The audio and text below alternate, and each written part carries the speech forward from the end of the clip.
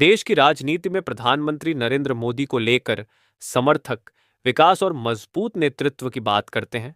वहीं कुछ लोग उनकी सरकार को तानाशाही प्रवृत्ति वाली सरकार बताते हैं। लेकिन लोकतंत्र में किसी सरकार को केवल आरोप या समर्थन के आधार पर तानाशाह कहना पर्याप्त नहीं है। असली सवाल यह होना चाहिए कि जनता को अपने अधिकार, अपनी बात रखने की स्वतंत्रता और सरकारी योजनाओं का लाभ कितना मिल रहा है।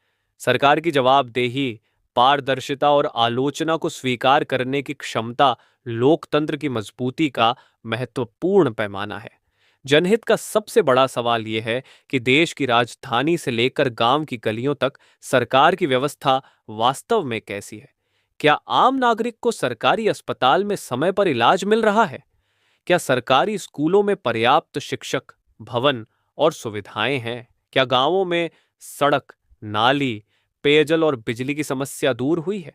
क्या किसानों, मजदूरों, गरीबों और जरूरतमंदों को योजनाओं का लाभ बिना रिश्वत और परेशानी के मिल रहा है?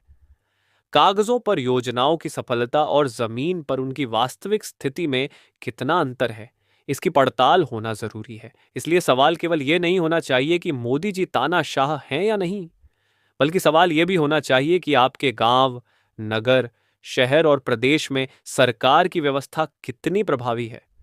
जनता को अस्पताल, स्कूल, सड़क, नाली, बिजली, पानी और रोजगार जैसी मूलभूत सुविधाएं पर्याप्त मात्रा में मिल रही हैं या नहीं, इसकी जमीनी हकीकत सामने आनी चाहिए। लोकतंत्र में अंतिम फैसला जनता का होता है और सरकार चाहे किसी भी दल की हो, उसकी सफलता का सबसे बड़ा पैमाना यही है कि आम आदमी को अपने जीवन में सरकारी व्यवस्था का कितना वास्तविक लाभ मिल रहा है।